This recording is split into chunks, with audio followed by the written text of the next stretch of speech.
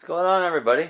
It's been a little while since I filmed. Which you guys still can see that both trucks are still sitting exactly where they were.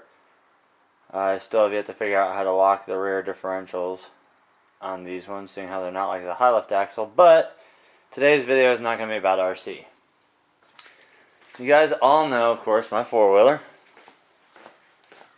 And as we go outside, you guys also know my dually over there. Well, the dually right now is for sale. I've had the truck for 3 years, but not even 10,000 miles on it. You guys already know what's under the hood of that, but let me show you guys the reason why that truck is for sale.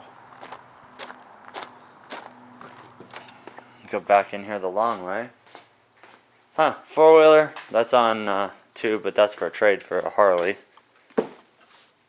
As I step over to the other side of the studio that you never get to see, here's the reason why the other truck is being sold.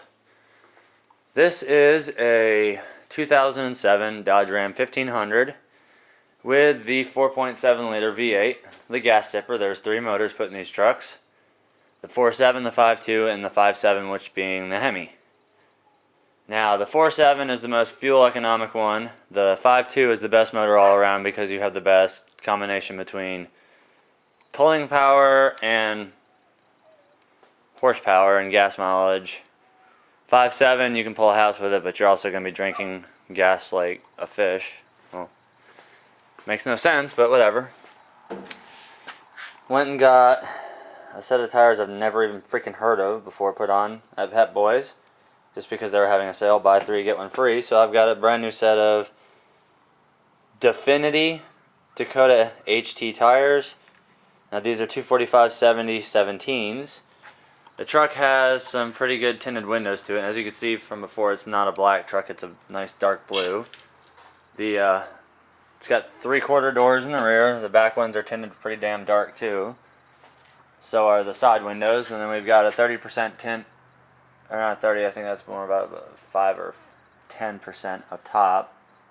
Which, in the state of Tennessee, this piece up here, you can have completely black. It does not matter because that's the factory sun. What I have done so far is I've installed, as you can see, the AVS bug shield. I have GTO blackouts on it. And, of course, the vent visors. But what you can't see is this piece down here. There's not enough light to show it. These are the pieces that fade really fast. And they turn that really nasty looking gray. Well, I decided, and while we're on it too, it's also got the chrome fender wells. I decided that since it's always cheaper to repair than it is to replace, I even painted. Now here's the prime example where you can see it. This has been painted last night. As you can see, it is an SLT, and unfortunately it can run an E85. Now it is dualed out, new brakes. The only thing I've had to put into it was an oil change, tires, and gas so far. But I bought the Master Haynes manual for it, and in the back seat I have 3 quarts of Lucas high performance 80-90 weight hypoid gear oil. The gasket that goes on the rear, they had to order from the hub in Springfield, which is a short drive away, but let me key this over so you guys can actually see stuff. The truck only has 122,612. Now when I bought the truck it only had 122.3 on it, so I've already put 300 miles on it in like 4 days. Air conditioning works. It's got the dual cup holders. Dual cup holders down there. Dual cup holders in the rear. Center console works perfectly. It's standard CD/radio, but it does have the auxiliary input, so you can hook up an MP3 player. Everything else on the truck is perfect. But this is what I want you guys to hear. I still cannot for the life of me figure out what kind of muffler this has, but it sounds damn good.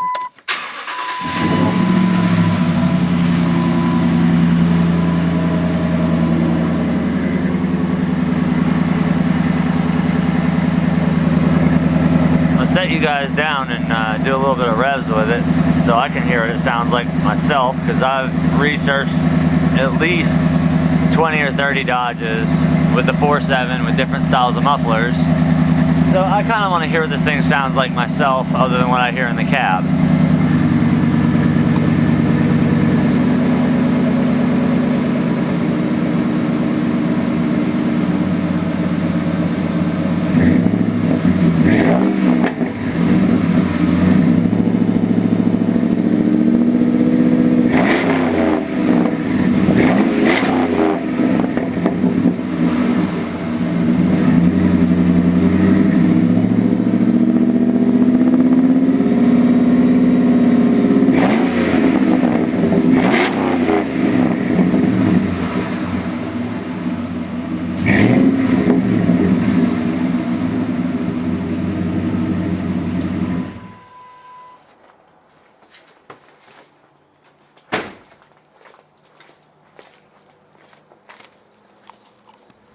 It's got some bark.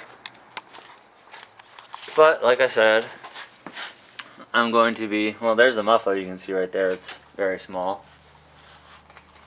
And of course, close to the rear, so the closer to the rear, the less sound deadening it's going to be, because I know when I had my iRock, had the mufflers all the way at the back and it didn't even cancel out any noise. It was still ridiculously loud, even with super, oh, they weren't Super 40s, they were just 40 series Flowmasters. But later on tonight I will be digging in down there to that rear end, which is a 12 bolt rear end. I will be going down there and changing the fluid out of it. Oh wow, aluminum drive shaft too. There's a lot of things I still haven't seen on this truck yet. But for what I paid for it, it's pretty damn good. Now, if any of you are in the Middle Tennessee area and you're looking for a heavy-duty truck, and you're interested in that truck, leave me a comment or a personal message. I had it listed for $8 grand, but right now, just so I can pay this truck off, I've dropped the price down to $6,500 on the dually, which is below Blue Book value. The truck has over $12,000 worth of in it. All the repairs on it have the receipts and proper documentation to it. New transmission, whole new coolant system on it. The entire front brake assemblies have been rebuilt completely. Center links, tie rods, rotors, pads, calipers, everything's been replaced on it. The MP 242 transfer case, I believe. Dana 60 front straight axle, Dana 80 rear. Overall gear ratio of 355. It's got a class 4 hitch on the back, rated for 10,000 pounds. And if you put a gooseneck in it, you're rated for 18,000 or 17,900. You can find the truck on eBay. You can find it on Craigslist, Nashville. But there you go, guys. The first,